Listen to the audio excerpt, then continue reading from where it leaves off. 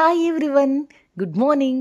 కార్తీక మాసం మొదటి రోజు కదా, నేనైతే ఎర్లీ మార్నింగే లేచేసా. ఎవరైనా లేచారంటావా లేదంటా ఒక లుక్ వేద్దామని అయితే వేశాను. చాలా మందే లేచారండి. వాళ్ళ లేవడం కూడా నీకు పనేముంది అని మాత్రం అనుకోవద్దు. వాళ్ళందరూ లేస్తేనే నాకు కొంచెం సౌండ్స్ వినిపిస్తూ ధైర్యంగా ఉంటుంది. ఒక్కరిదాన్ని చేసుకోవాలంటే కొంచెం భయం వేస్తుంది కదా. సో అదన్నమాట అండి. ఎప్పుడు అదే డ్రెస్సులు కదా అని చెప్పేసి సారీ అయితే కట్టేసుకుని పద్ధతిగా పూజ అయితే స్టార్ట్ చేసేసాను.